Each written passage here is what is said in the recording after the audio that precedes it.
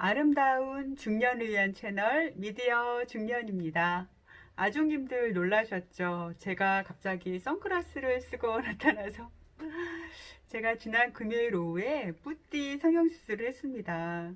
중년이 되니까 눈꺼풀이 자꾸 내려와서 눈을 가리는 거예요. 그래서 앞 트인 부분을 살짝 손모았습니다. 아름다운 중년을 살아가려면 보수도 하면서 살아가야겠다 생각했습니다. 일주일 후에 실밥을 풀고 모습이 완성되면 여러분께 보여드리도록 하겠습니다. 그냥 나오려고 했는데 멍이 너무나 심하게 흘러내려서 흉측해서 오늘 선글라스 한번 써보았습니다.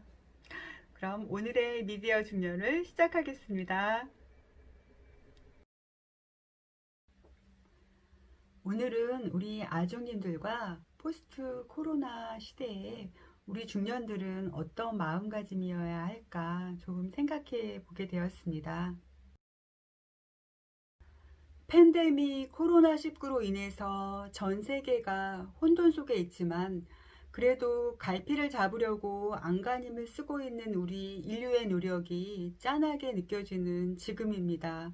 특히나 젊음의 시간을 정신없이 보내고 이제는 중후반기를 준비하려던 우리 중년들의 황망함도 말로 표현하기 힘듭니다. 하지만 코로나 세대라고까지 불리는 우리 제대로 눌려보지 못한 우리 아이들, 젊은 세대들을 생각하면 더 아프게 다가옵니다. 코로나19의 위기는 우리가 그렇게 힘겨워하던 IMF나 금융위기 같은 경제적 위기급을 상회하는 생명을 위협하는 초메가급 위기입니다. 그러다 보니 사회는 공포라는 암울함이 감돌고 있습니다. 혹시 공포관리 이론에 대해서 들어보셨나요? 저도 이번 사태로 인해서 알게 된 이론인데 공감 가는 부분이 많아서 아중님들과 함께 나누고 싶었습니다. 공포관리 이론은 문화인류학자이고 죽음의 부정으로 퓰리처상을 받은 작가 어니스트 베커에 의해서 시작되었습니다. 내용을 간단하게 정리하면 인간은 죽음을 피할 수 없고 죽음을 정확하게 예측하거나 막을 수 없기 때문에 죽음이 언제든지 우리에게 일어날 수 있다는 것을 알고 있습니다. 그래서 인간은 죽음의 공포를 관리하고 두려움을 최소화시키기 위해서 죽음에 어떤 의미와 가치를 부여한다는 이론입니다. 우리가 왜 다행이라고 하는 것도 같은 맥락인 것 같습니다. 인간들은 생산적인 일을 하면서 자기를 보존하고 살아갑니다. 그리고 인간만이 자신의 과거를 돌아보고 미래를 생각하는 유일한 존재입니다. 그러다 보니 역으로 죽음이라는 공포가 인간이 살아가는 원동력이 된다는 거죠. 죽음을 피하려고 더 열심히 살아간다는 것입니다. 그리고 언젠가는 죽는다는 사실이 인간에게 가장 고귀한 삶을 살게도 하고 인간을 가장 막 살게도 합니다. 최근에는 고령화 사회가 진행되면서 1인 가구가 증가하고 있습니다.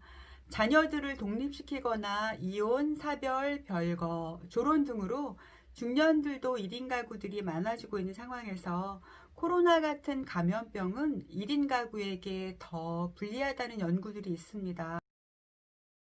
가족끼리 서로 의존하고 공동 대응할 수 있어야 하는데 혼자라는 상황은 위기에 대처하는 비용도 높이고 공포와 불안을 더 불러오는 원인이 된다고 합니다. 1인 가구가 세계적인 추세라고는 하지만 포스트 코로나 시대에는 신경 쓰이는 것이 사실입니다. 포스트 코로나 사회의 시작은 불안이었습니다. 그리고 그 다음에 오는 현상이 혐오라고 합니다. 이런 심리적인 현상은 대중교통에서 마스크를 쓰지 않은 사람을 일단 경계하고 혐오하는 사회적 현상에서도 확인할 수 있습니다. 이런 혐오의 감정은 더 넓은 대상으로 확산되어 간다고 합니다. 역사적으로 보아도 세계적인 전염병 팬데믹은 혐오 감정을 직접적으로 자극하는 원인이었습니다. 자기 생존을 위해서 위험한 상황을 피하는 표현이기 때문에 본능인 거죠. 그러니 혐오하지 말자는 말을 강조한다고 해서 혐오가 사라지지 않는 것은 본능적인 감정이기 때문인 것입니다. 유럽이나 미국에서 코로나19 초기에 동양인들을 대상으로 혐오 행위를 했던 것이 생각납니다. 혐오의 단계가 지나면 누군가를 희생양으로 삼아서 구체적인 대상으로 책임을 지우려는 행동들이 나타난다고 합니다. 두려움이 공격성으로 발전하는 과정이라고 합니다. 역사를 되돌아보면 이런 과정들이 반복되어 왔기 때문에 인간의 본성을 우리는 또 예측이 가능하다고 합니다. 최근에 미국 대통령 트럼프가 중국 책임론을 들고 있는 것도 이런 같은 단계인 것 같습니다. 지금처럼 코로나로 인해서 미래가 더 불안해진 시대를 살아가는 우리 중년들은 어떻게 살아가야 할까요? 저는 우리 중년들이 민첩함을 가져야 한다고 생각하게 되었습니다. 변화에 민감하게 대응하고 미래에 대한 계획도 장기적인 것보다는 상황을 주시하면서 단기적으로 유동성 있게 자주 세우는 것입니다. 어쩔 수 없는 혼돈 속에서도 사회는 여전히 돌아가고 예전에 하지 않았던 방식에도 우리는 금방 적응하게 될 것입니다. 주어진 삶은 우리의 해석으로 인해서 달라질 것입니다. 모두에게 똑같은 위기인 코로나이지만 이를 이겨낼 아주님들의 멋진 해석을 기대합니다. 미디어 중년이었습니다. 다음에 더 좋은 소식으로 여러분들을 찾아뵙겠습니다. 구독, 좋아요도 부탁드려요. 감사합니다.